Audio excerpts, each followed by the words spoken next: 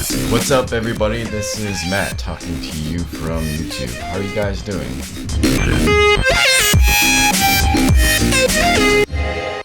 So, one of you guys asked me for a top 10 style list of my most favorite tracks, or my most viewed tracks. I think I'm going to do it this way inside of a video, and I will present to you my most top 10 viewed tracks ever in the history of ever. Not this year, but really ever, and I think you will be surprised by who is number one. But in any case, in between these tracks, I'm going to try and answer some of you guys' questions and see if you guys like the answers, and maybe get a pulse for where you guys are at in the meantime. So anyways, here is number 10 of my top 10 most viewed videos of all time.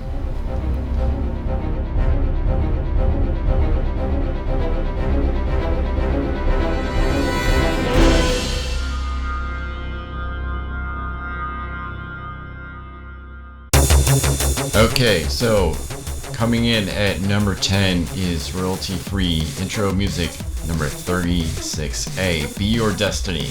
This is one of my attempts earlier in the year to get going on being more, adding more drum and bass to my lineup, and I think it did a pretty good job of being exciting, fast, and overall something that people can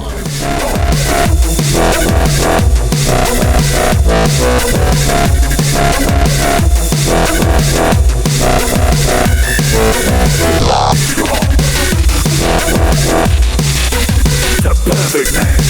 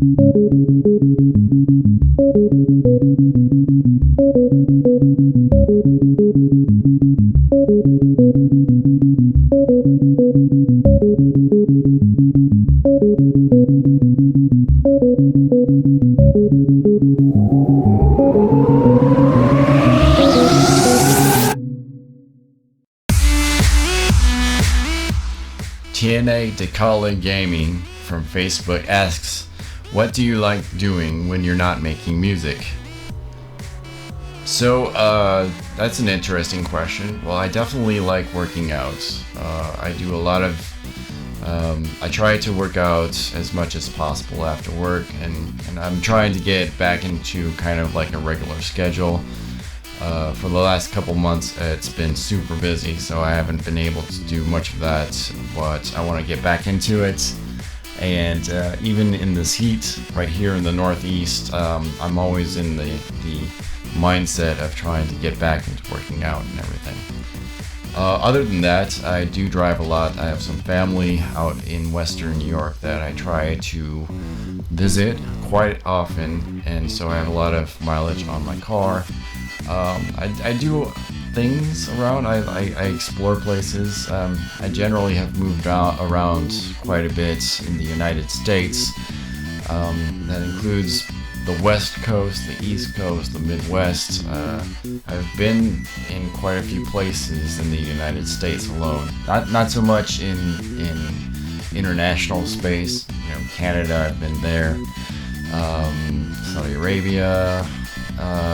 But as far as Europe goes, the only places I've visited in Europe are airports. I don't think that counts.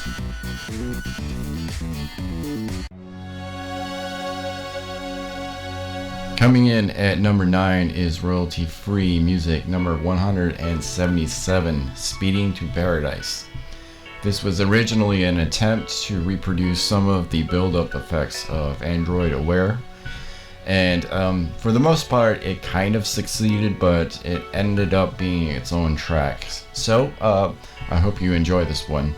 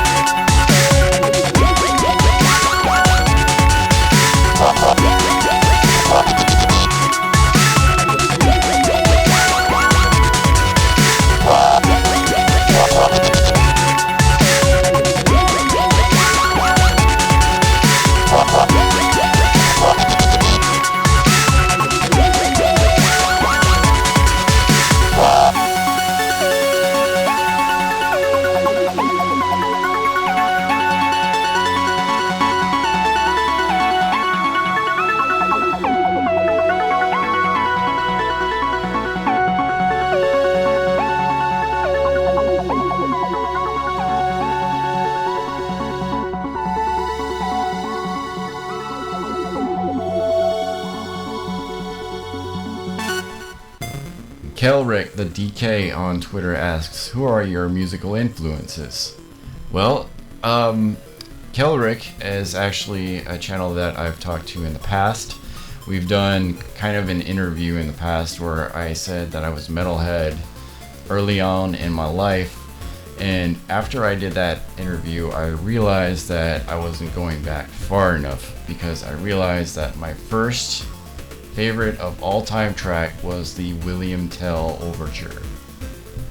That would also be the original Lone Ranger song, so that kind of gives you an perspective about where I'm coming from music-wise. The William Overture is an intense, kind of repetitive, but really intense musical piece that you can visualize, the Lone Ranger or some sort of cavalry just going over the hill and just like, chasing somebody down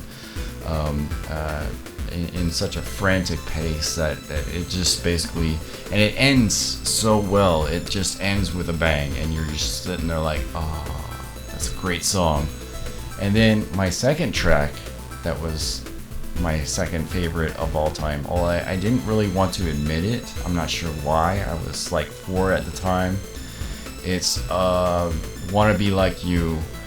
It's the Louis song from the Jungle Book, the Disney Jungle Book. I like that song. It was at first to me strange, but I let it grow on me, and it's one of my favorite tracks from that era, for sure. Number 8 is number 193, Chiptune Does Dubstep. This is a weird mix of 8-bit music and dubstep, and I think it worked out pretty well. It ended up getting about 13,000 views so far, and it's still climbing in the charts. Who knows, it'll pass up some of my other tracks in the future here. But take a listen and see what you think.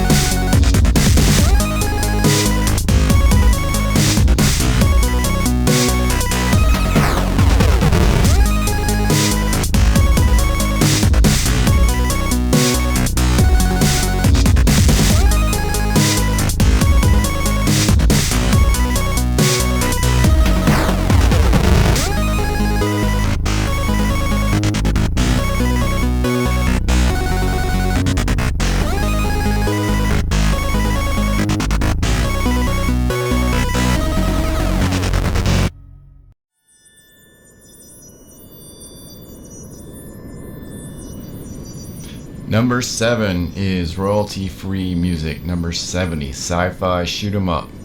This is more of a drum and bass track, although I'm not sure exactly how to classify this one. This track was used by Boogie2988 for a video called Lil What Dubstep Fatty.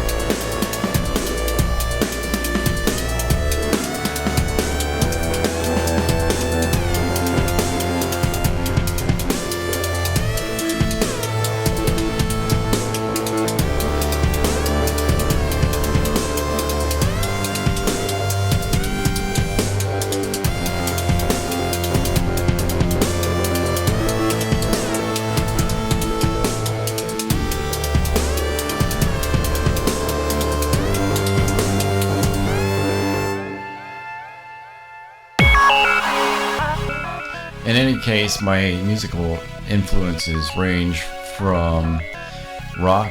I was, as I said earlier, a metalhead, and so I had Motley Crue on the brain, Guns N' Roses. When Nirvana came out and Soundgarden and Alice in Chains came out, I loved those bands to death. Interestingly enough, in the 90s, even though those were great bands, those were kind of the only bands that we felt at the time were really worth anything. So we ended up going back into the retro movement and, stealing from Doors, Led Zeppelin, Deep Purple, the latter albums of the Beatles. I Am a Yellow Submarine, definitely. I love that song. The songs that the Beatles made that made no sense were kind of the best, I guess you could say. None of that lovey-dovey stuff from the earlier generations. But I guess when they started doing drugs, things became infinitely more interesting, I guess. I don't do drugs, kids. But they definitely added kind of a different dimension to their stuff.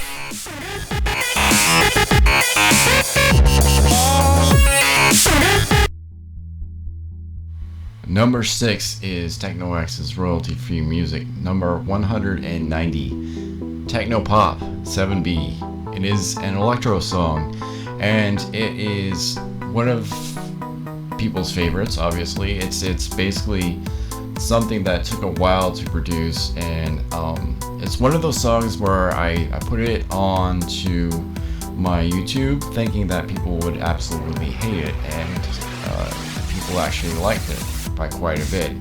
So I have a number of those, and this is definitely one of those.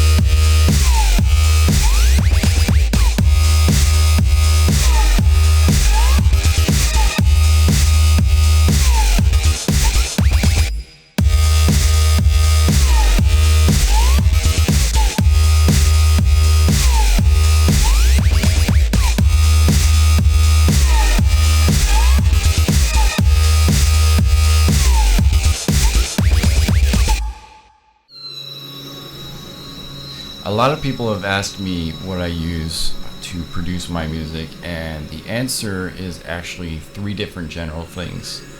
Because I know I produce a lot of variety in my music, but when I go for a track, I'm basically in one of three different mindsets. For electronic music, of course, I use Propellerhead Reason as my mainstay, with a little bit of backing up provided by Cakewalk and its additional plugins, of course. But basically, I'm in a Reason mindset where all my synthesizers, the song structure, and basically the number of tracks is basically started and for the most part finished in Reason.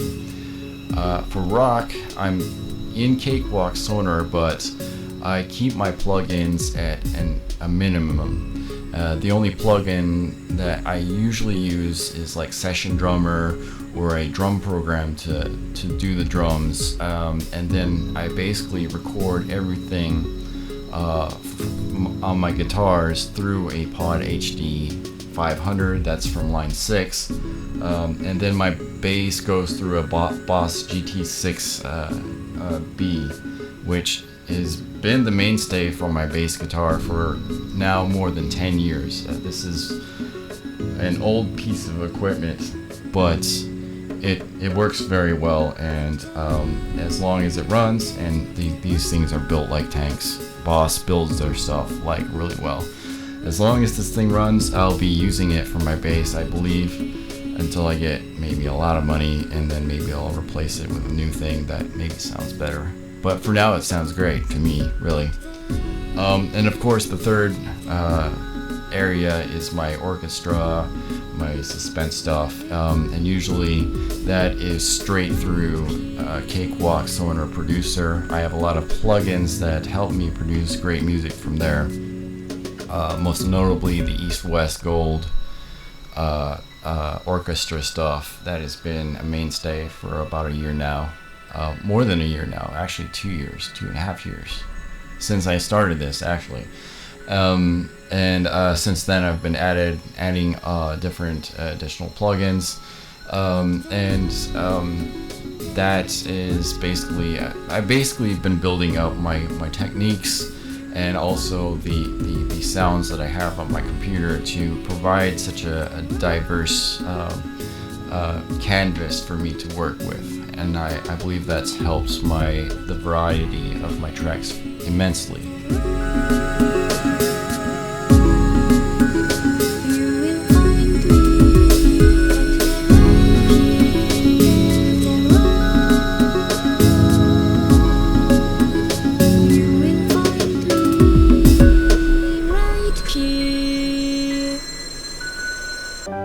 Number 5 is royalty-free music number 157, Android Aware. This one has a great build-up by a great string section, and I was lucky enough to basically do the string introduction to this track.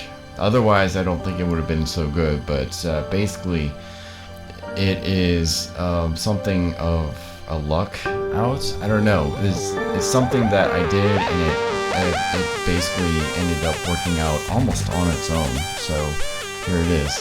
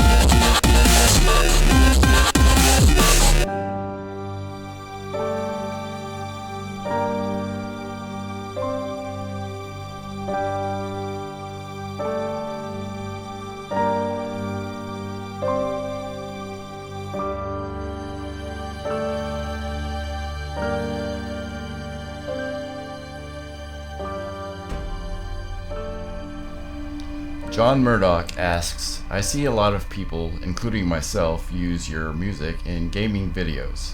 Are you much of a gamer yourself? I guess I am kind of an on-off gamer. I used to play Xbox way back in the day in 2007 to 2009. I got deeply engrossed in Fallout 3 and spent nearly 150 hours of my life in that game. And I took a short break, although I was doing some like indie games, like there was this really crazy wacky guy that used to bounce off the walls. I forgot his name. What is his name? Anyways, after that I went on to Borderlands because it was kind of like Fallout 3. My initial impressions of that game were that it was good, the loot was good, but since I didn't have a lot of buddies online, I didn't play with them, and one of the things that I liked to do in Fallout 3 was conversate with a lot of the NPCs, and so it was a very social experience of all things when I was in Fallout 3, you know, exploring places, talking to random people. And then somebody talked me into Warcraft, and a lot of the purists might cringe at this, but I came into Warcraft at the tail end of the Wrath of the Lich King expansion. So I keep hearing a lot about how the game was ruined, I guess, in that patch that did the looking for group thing. In my case, it actually helped me out quite a bit because I started the game, I guess, about how I was playing Fallout 3, where I was just basically exploring and talking to people. But I joined under this thing where the person that basically recruited me into the game not only got a rocket, but I guess if we were doing quests and dungeons together, there was like this triple experience thing where you could take advantage of it and everything like that. And so after about a month of playing this game, that person finally showed up, and we actually rolled a new character of sorts. And so essentially what happened is my old character, which was a rogue, kind of fell by the wayside, and my new character, which was a hunter, we began to do a lot of dungeons and like try and level our characters up very quickly. And eventually, though, that person kind of died off because they had a whole lot of servers that they were playing under, and so they moved on. I was trying to figure out what to do because we had not leveled to a point where we were at the top of the game. We were kind of in the middle of the game, and we were running into problems with the dungeons thing. So essentially what happened is I became a tank.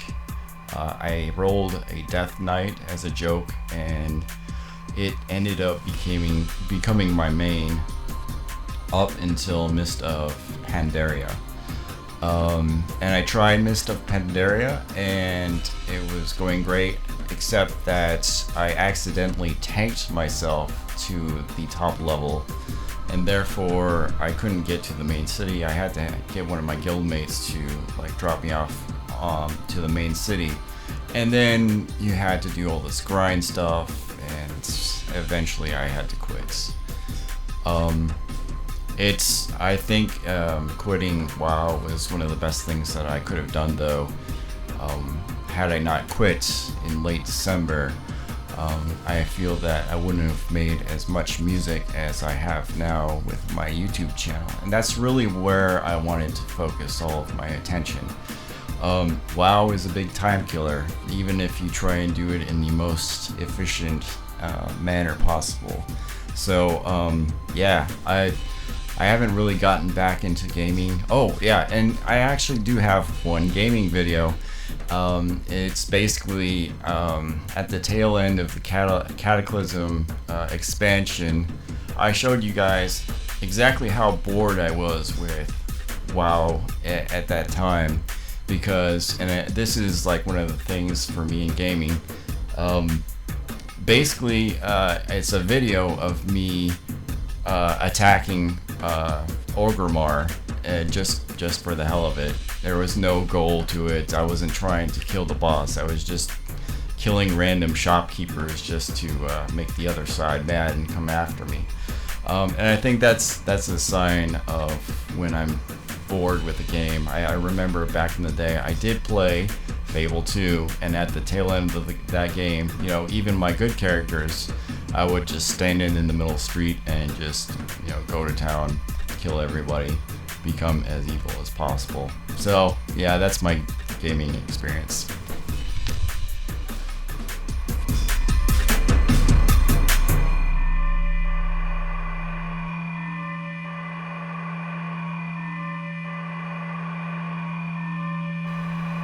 Number 4 is royalty-free music. Number 96, Epic Movie Intro.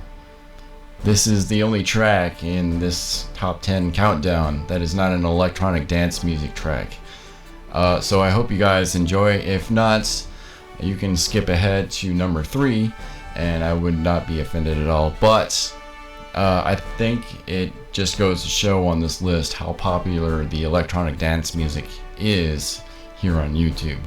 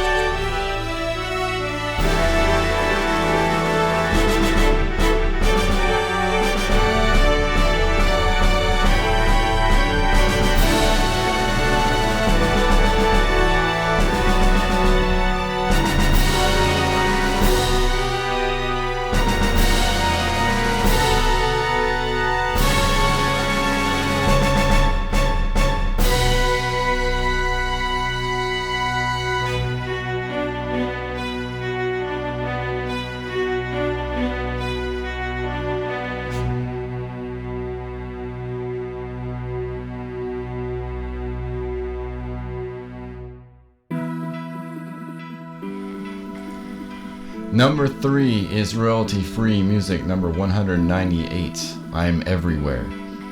This track was featured by the developers of the standalone version of DayZ, which hopefully will come out pretty soon. If you're one of those people that came over from that developers vlog, give him a shout out. Tell him thank you for featuring my music in their developers vlog and generally producing a great game if it ever comes out.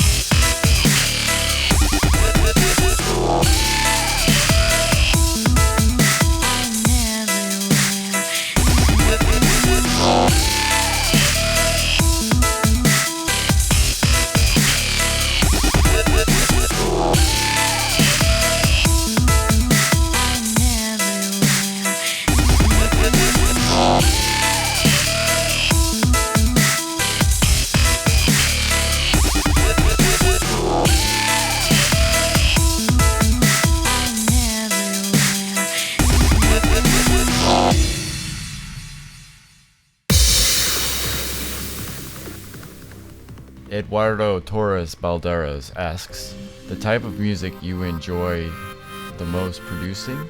Question mark. I think I enjoy all of it, definitely. And I think that goes along with the variety of music, is that if I produce different things, it keeps everything enjoyable, it keeps me on my toes. However, I think some of the stuff that I really enjoy the most is the type of music that forces me to kind of combine all of those genres, which would be the loop music and the trailer music, because those type of tracks don't really fall specifically in one category or in the next. They can be kind of a little bit of everything. Sean Thomas asks, what originally sparked your intent to release royalty-free music for others to use? And I think that was something that kind of evolved. I don't know if there was a specific time when I actually chose to do completely royalty-free music, although I think it was like the beginning of 2011, which I kind of shifted my channel over to that. But the first track that I released, I didn't really envision myself to make a series out of it. What ended up happening is, like, I released that first track, and then I ended up doing a next track, and I released that as royalty-free music as well, and it just kind of like snowballed from there. So it wasn't really a hardball decision. I just kind of knew I was in this series when I was in the series, if that makes any sense. Okay, Andrew Thatcher asks, what's your top 5 songs from movies and top 5 from video games? I'm not sure about movies. I would say that I'm a huge Star Wars fan of the original series, of course, not so much the prequels. As far as other tracks, they elude me a little bit, but I do know a few soundtracks from video games that are near and dear to my heart. A lot of you may have guessed that Fable 2 is one of my favorite of all times. I think the music there is absolutely beautiful. Another video game soundtrack that I've not played this, but the soundtrack is absolutely gorgeous, is the one from the MMO game Conan, the one that's about barbarians and stuff like that.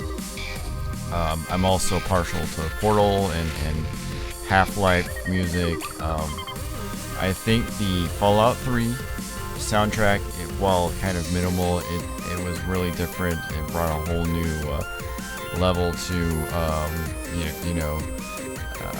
that game. Just the minimalism and like how distant it felt, and also of course the old songs. I listened to a lot of that while I was doing the exploring. I kept DJ 3 Dog alive throughout the entire game, whether I was evil or not. I mean, it was a cool thing to have play.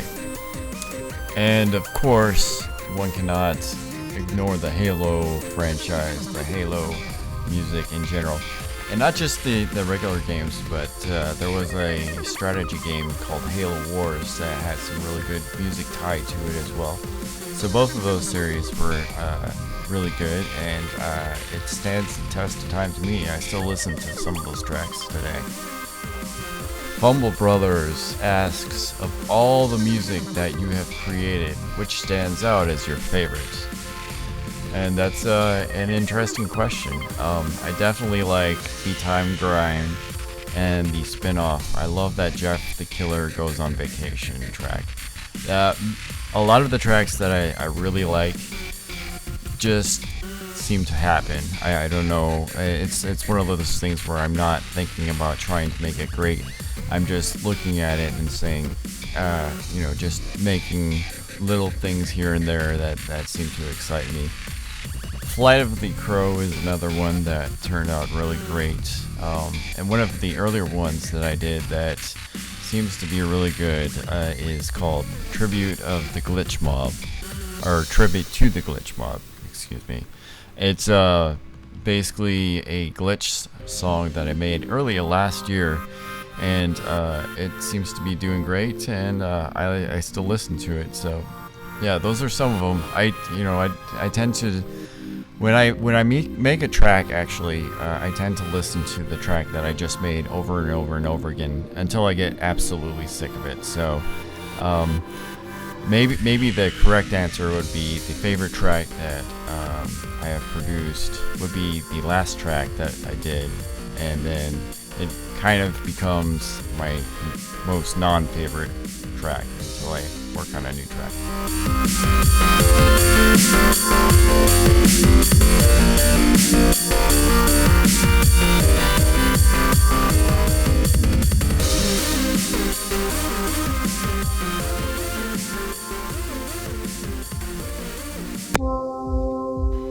Coming in at number 2 is royalty-free music, number 173, Beat Timed Grime.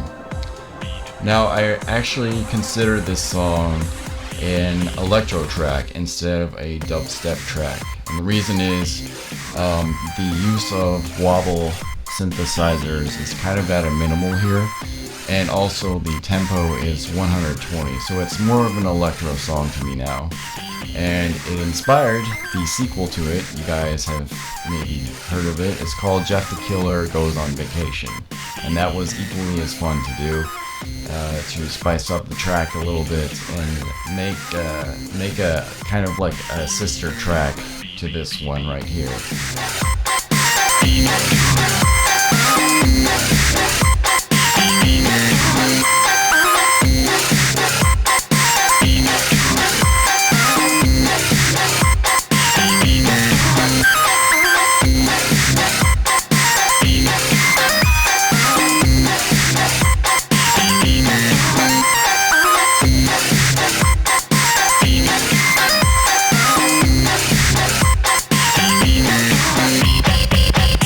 Here we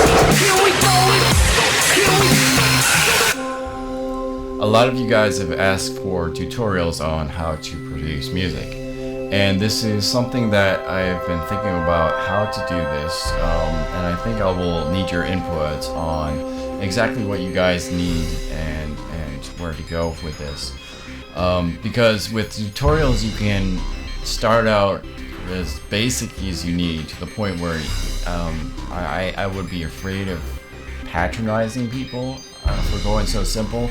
But at the same time, I realize that some people actually need the basics on where to go for production music software, what to get. On the flip side, you know, how do you start guitars? For me, this is maybe a question you guys have asked. Is I have actually, my first guitar was a piece of crap Kramer that was built out of particle board that I got from a pawn shop. You know, and if that's useful pieces of information, that's fine. But in terms of music production, you can go about it the same way. There's actually two different areas that I could go through. I could go through the production side, where I say, this is the software you can use, this is how you do it, and everything like that. And then on the flip side, I don't know if this is going to be useful, because I think there are a lot more tutorials on this, but like say a lot of my stuff, especially the orchestra stuff and the 8-bit stuff, depend greatly on my knowledge of theory music. And while it's not book smart theory, I do know my scales. I do know a little bit about theme and variation, and so there's that side of music production as well, where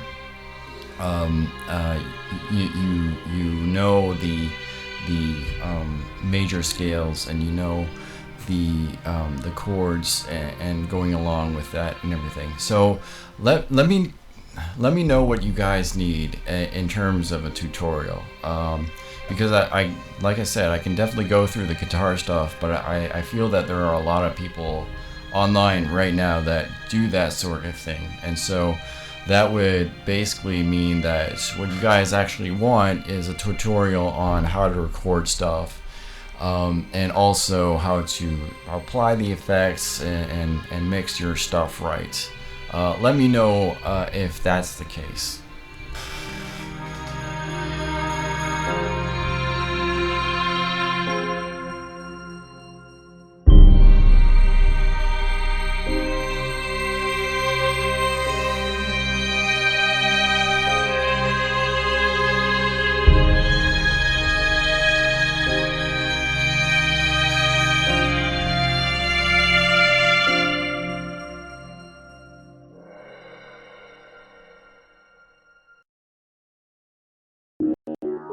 Number one is not a track you would expect, but it's number one regardless. This is royalty-free music, number 58, running on air.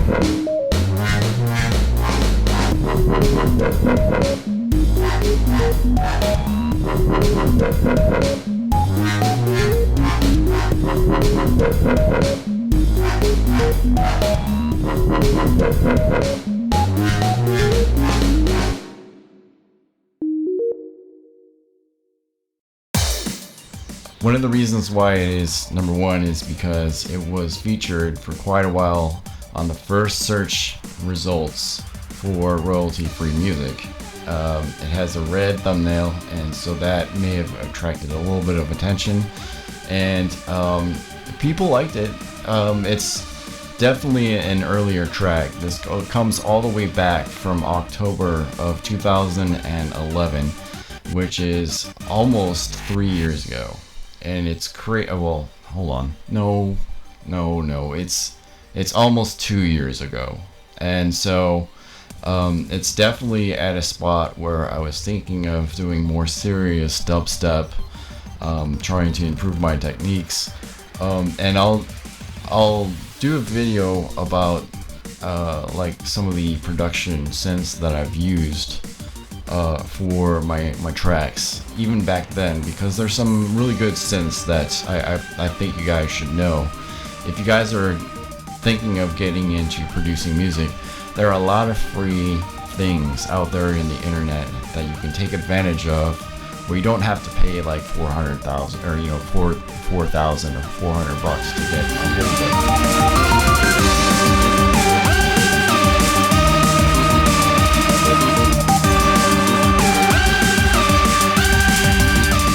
So that's it. That is the top 10 as of right now. I don't know how much I'm going to do this in the future. It's apparent to me that this top 10 list is filled with tracks that are fairly new, but I'm not sure how much it's going to shift within the next year. So maybe next year around this time I will do a follow-up to this one, where I tell you guys if things have changed or not. But anyways, if you have any comments or suggestions, please leave them in the comments below, and I will see you guys in the future. Thank you.